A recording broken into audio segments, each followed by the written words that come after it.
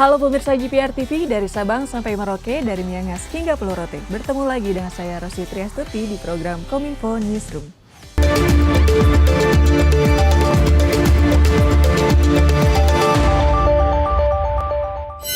Pemirsa, informasi pertama kami awali dari sambutan Presiden Joko Widodo dalam acara pengukuhan pengurus besar dan Harlah NU ke-95. Presiden sampaikan impian NU dapat bertransformasi dalam era teknologi digital.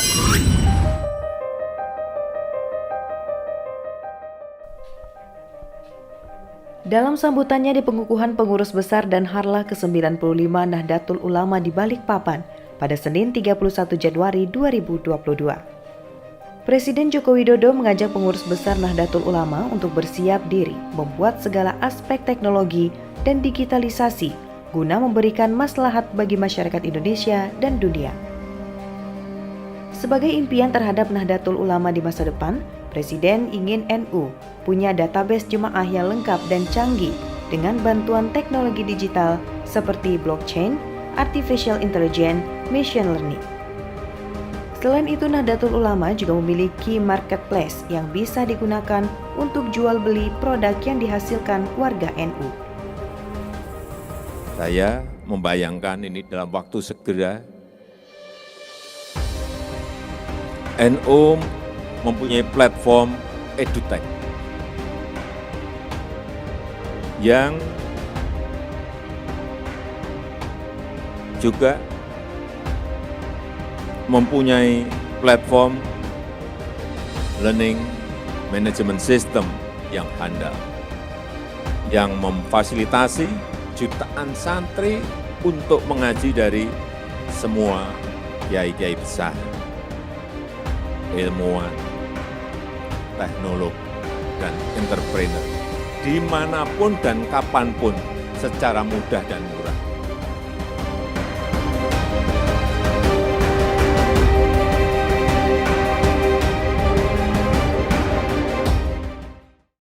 Di kesempatan lainnya pemirsa, Wakil Presiden Ma'ruf Amin juga berharap Nahdlatul Ulama dapat terus menjadi mitra strategis pemerintah Indonesia dalam pembangunan dan mewujudkan kesejahteraan rakyat dengan nilai-nilai Islam.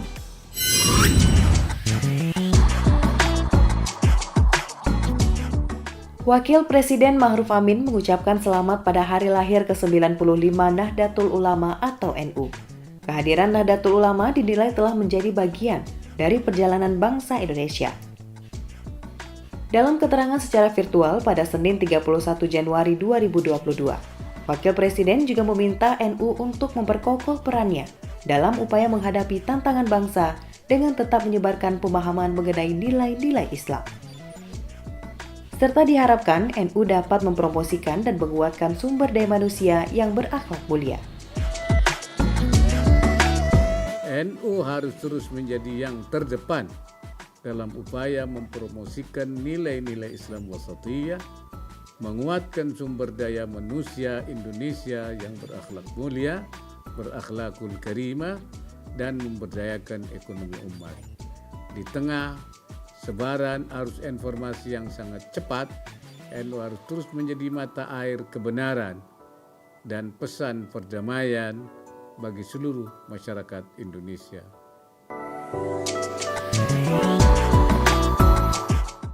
Informasi lainnya pemirsa, demi mengoptimalkan penerimaan negara bukan pajak atau PNBP di sektor minerba, Kementerian Keuangan menerbitkan peraturan PNBP melalui sinergi proses bisnis dan data antar kementerian lembaga.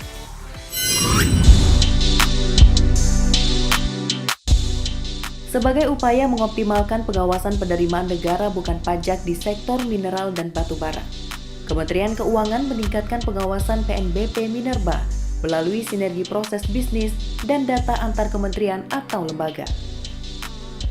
Hal ini diatur melalui Peraturan Menteri Keuangan Republik Indonesia Nomor 214/PMK.02/2021 tentang pengawasan penerimaan negara bukan pajak mineral dan batubara melalui sinergi proses bisnis dan data antar kementerian atau lembaga mulai berlaku tanggal 30 Januari 2022.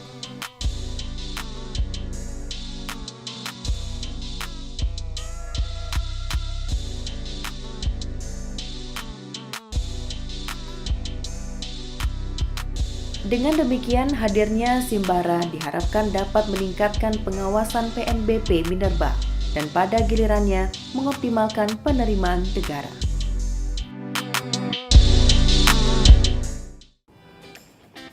Informasi selanjutnya pemirsa, Ketua Dewan Komisioner OJK Wimbo Santoso mengaku optimis kinerja industri jasa keuangan di tahun 2022 akan semakin membaik.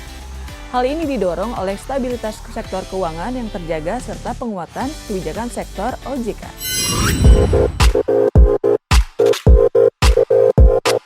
OJK mencatat selama tahun 2021 stabilitas sektor keuangan dalam kondisi terjaga dengan kinerja industri jasa keuangan yang terus membaik. Di tahun 2022, OJK pun optimis akan semakin membaik didorong stabilitas ekonomi keuangan yang terjaga, pengembangan ekonomi hijau melalui penerbitan taksonomi hijau sebagai acuan pembiayaan ramah lingkungan.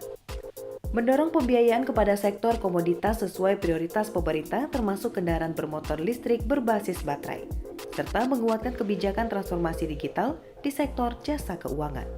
Ekonomi digital masih menjadi pilihan, sehingga nanti ini bagaimana untuk mempercepat ini. Berbagai hal yang kaitannya dengan minimais risiko karena digital akan kita lakukan. Jadi inilah yang sebenarnya isu-isu terakhir yang kita capture untuk mempercepat pemulihan ini. Saya rasa pemerintah akan all out untuk mempercepat pemulihan ini untuk mengkompensasi tadi yang 663 triliun tadi untuk menjadi engine global.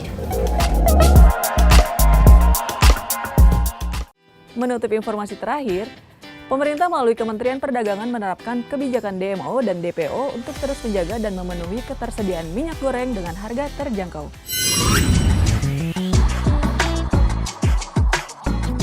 Menteri Perdagangan Muhammad Lutfi menetapkan kebijakan Domestic Market Obligation dan Domestic Price Obligation minyak goreng guna menstabilisasi ketersediaan komoditas dengan harga terjangkau.